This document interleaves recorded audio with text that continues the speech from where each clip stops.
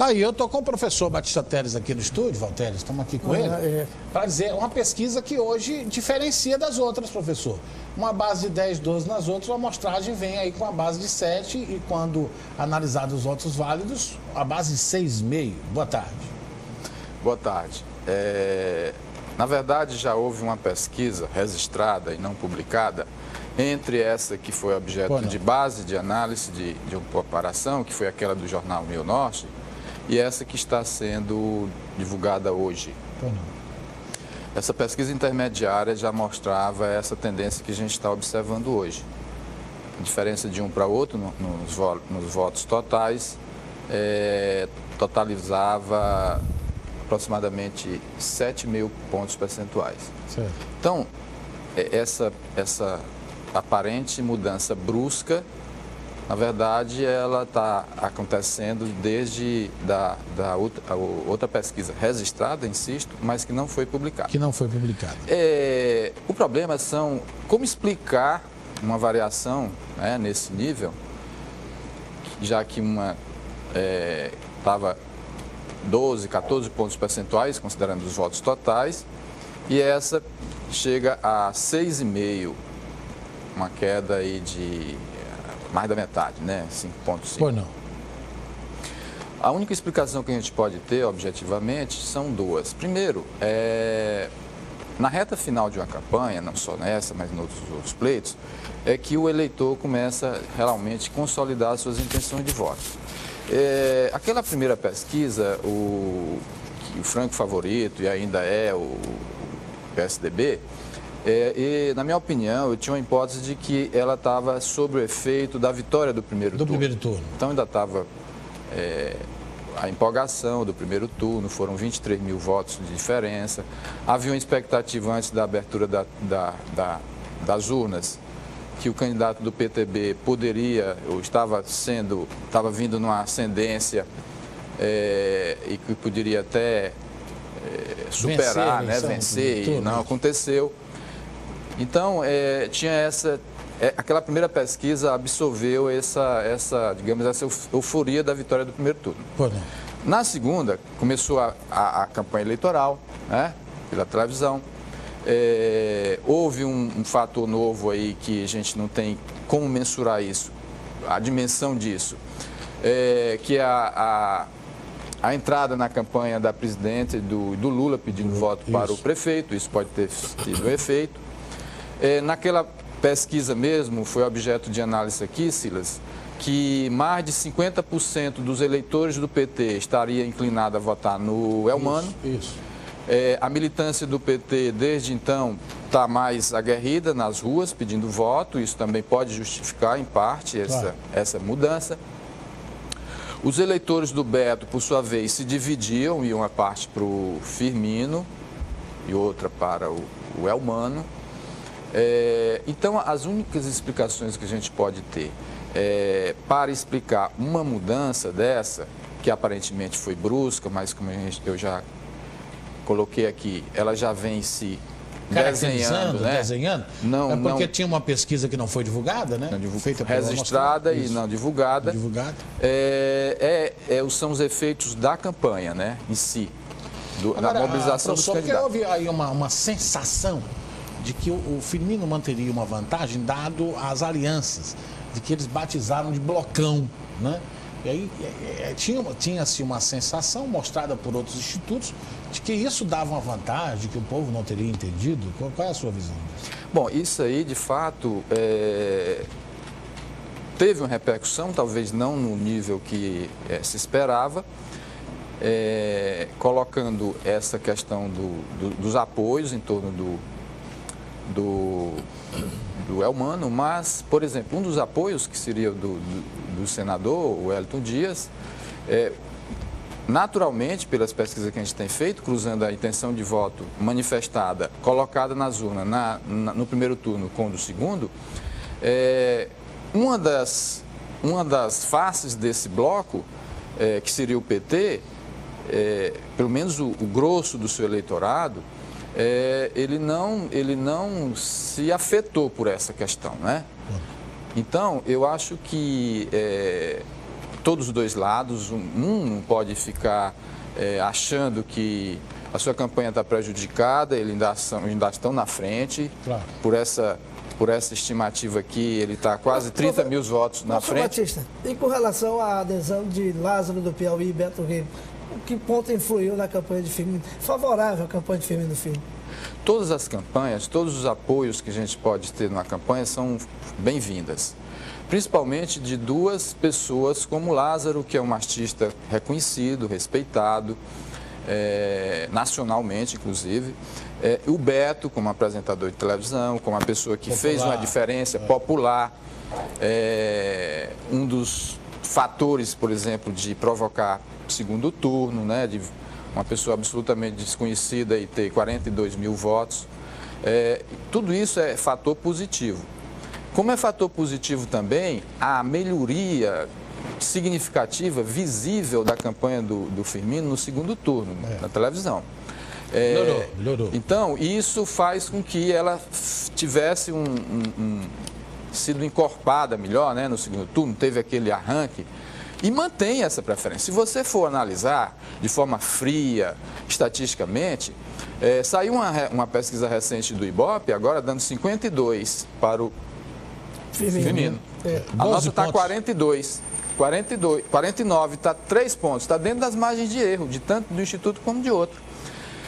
A nossa está 42,8, a outra deu 40, 2,8, está dentro das margens de erro. O problema é que a variação dentro das margens de erro dos números do Firmino foi para menos e o do Elmano foi para mais, mas as variações do ponto de vista... né? Está dentro da margem de erro. Está dentro da margem de erro, está dentro das variações estatísticas normais. Mas é uma tendência que pode se manter... Ou pode ser alterada para menos ou para mais. Para mais. Por exemplo, nessa pesquisa do amostragem, tem uma margem de erro para menos para o Firmino, para mais para o Elmano. Mas é erro. Se houver uma margem de erro, pode ser para menos, né? Então, o que der, o Instituto Amostragem está na faixa, né? Está dentro da faixa da margem de erro, tanto de um como de outro. O outro é maior, é 4 pontos percentuais, porque ele entrevista só 600 pessoas. A nossa é um pouco menor, 3,39, porque são 800 entrevistas. Então, se a gente for ver friamente, essas duas últimas pesquisas aí, elas estão absolutamente dentro das margens de erro estatístico. Mais ou menos como aconteceu no primeiro turno. Né? Você está sendo contestado hoje, estão me passando mensagens aqui, dos canais de televisão, dos Terceira RIP, você e tal, por conta dessa diferença dos outros institutos. Né? Você também foi muito contestado em Parnaíba, né? Você dava a vitória do Florentino, né? E todos os institutos davam a vitória do Monsanto. Abrindo as urnas, a amostragem ficou com o resultado correto, com a vitória do Florentino, e os outros institutos realmente tiveram que se recolher, né?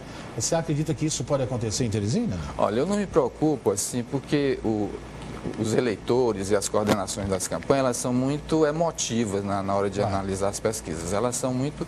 Por exemplo, ninguém questionou, por exemplo, que a amostragem foi, naquele momento, foi o que deu a maior diferença. Todos davam 10, eu dei 14. Naquela primeira, 14. 14. Por quê? Porque ele estava, dentro da variação, ele estava para mais. Ele estava variando para mais. E o Elmano estava variando para menos. A gente tem que deixar essa mania de ver as pesquisas como uma coisa determinística, matemática, um número puro. Esse número, nós estamos trabalhando com comportamento humano, nós estamos trabalhando com fatores probabilísticos. E é o momento, né? E é o momento. Se, por exemplo, um debate, uma carreata, né? Uma campanha, um comercial, tudo isso influencia no desempenho dos candidatos. Claro. Então, eu insisto que essa pesquisa ela está dentro das margens das outras, só que essa diferença de 6,5 nos votos totais e 7 pontos nos votos válidos é devido que a variação de um foi para menos e de outro foi positivamente. Então tá certo. A amostragem faz uma outra pesquisa até domingo? Tem registrado uma nova pesquisa. Nesse momento nós estamos em campo. Está em campo, né? E vamos ver se ela se mantém nessa mesma tendência. Se mantendo nessa tendência, embora o Firmino seja, digamos, 6 pontos, 6,5, 7, Batista, a gente não pode dizer que está definida a eleição, né? Olha, a variação do Firmino, eu acho que ele está bem... Aquilo que aconteceu também no primeiro turno, que ele estava sempre variando entre 35 a 36, 35 a 36. Agora ele teve no mínimo 48, quase 49, agora foi para 49.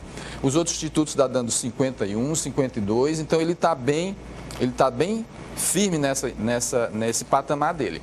O que pode preocupar a sua campanha é se nessa reta final o candidato do PTB, Elmano Ferro, tiver uma superestrutura de final de campanha. Eles estão fazendo pente fino em todas as áreas da cidade. Com indecisos foram quantos, doutor Teles? Se a gente for somar os indecisos, dá 4,5, votos nulos e brancos dá 4, dá 8,5, que na anterior estava em torno de 10 pontos percentuais. Então, tudo vai depender dessa reta final, né? E a briga está entre, não é nem nos eleitores do Elmano, nem no do Firmino, que eles já estão consolidados. É tentar ver os votos do Beto e do... Porque há uma variação, Há uma variação, votos, né? Há uma indefinição e uma variação. O eleitor do Beto, nessa primeira semana, teve com o Firmino, mas pode numa outra semana estar com o Elmano. Os eleitores do Elmano e do Firmino, esses estão firmes, né? Há uma variação, o que eu estou entendendo, eu quero entender para passar para o espectador. E há uma variação entre os eleitores do Beto e do Wellington, né? Exatamente. Seria isso. Então tem que correr atrás disso aí, né? Dessa fatia pequena... O Wellington entrou decisivamente na campanha agora. Foi. Então o Wellington fez com dois mascotes fortíssimos, a Dilma e o Lula, hein? Então, São Paulo, que é o maior mercado eleitoral, e ninguém previa que poderia ser derrotado o PSDB, e todas as pesquisas estão mostrando, a última dá 16 pontos percentuais. Inclusive, dentro dos votos dos chamados conservadores, o Haddad está ganhando, graças ao poder de transferência do presidente e da presidenta. Só que aqui em Teresina, no primeiro turno, que era o candidato do Wellington, isso não surtiu efeito, né?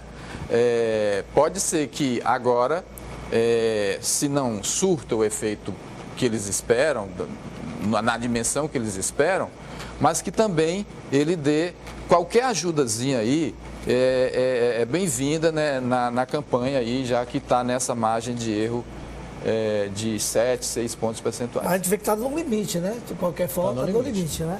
É uma eleição apertada. Está no limite até mesmo... Vamos esperar essa outra, porque aí eu acho que já dá um retrato mais fiel. E vem outros institutos, né? Vem outros institutos. Tem várias pesquisas extra. Ela está apta a ser sábado, ser divulgada no sábado. Tá bom, gente. Nós vamos estar aqui trabalhando no final de semana, no plantão das eleições, e aí vamos estar divulgando aqui o amostragem, né, Valtério? Perfeitamente. Obrigado, professor. Eu que agradeço. Muito obrigado, professor. Vamos terminar lá a Assembleia, Valtério? Vamos terminar, só vou dar um dado para você. Ontem nos perguntavam sobre a questão de Guadalupe. Em Guadalupe, realmente existe um fato extraordinário. Foi comunicado em tempo hábil à Polícia Federal, à Procuradoria da Justiça Federal, Eleitoral Federal e ao Tribunal Regional Eleitoral o fato de possível aliciamento de urnas. Foi feito, inclusive, uma perícia, eu tenho essa informação, por peritos da PUC São Paulo, que foi constatado que o programa das urnas usadas em determinados bairros em Guadalupe foram um programa feito por um computador que não da Justiça Eleitoral. Não era o computador habilitado pela Justiça Eleitoral para fazer o programa. Foi de um outro computador. Aí pode ter problemas. Aí eu retiro o que eu disse ontem. Mas o programa não é feito em Teresina, no TRE? Mas depois não foi feito pelo TRE. Ah, bom. Foi feito de um computador extra UTRE. Se não for pelo TRE, pronto. Está constatado irregularidade. Pode ter o problema aí. É uma perícia particular? É uma perícia particular. Considerando que técnicos da PUC são renomados no Brasil inteiro. Sem dúvida, sem dúvida. A Polícia Federal está inspecionando as urnas, né? E se for constatado que um computador extra-TRE fez esse programa, realmente vai dar complicação. Sem dúvida. Aí sim pode haver outra eleição. Pode haver. E pode ir gente para cadeia também. Pode ir gente para cadeia. Lá, os partidários do deputado Júlio César estão acusando o juiz da cidade. Já havia um problema entre o juiz e os partidários do deputado Júlio César. Ele já vem, inclusive, denunciado aqui. A secretária da Justiça Eleitoral, né, parenta do juiz, está sendo acusada disso por partidários do deputado Júlio César. Nós não vamos entrar nessa seara, só vamos registrar que existe o fato, a investigação na Polícia Federal, a denúncia na Procuradoria e no TRE.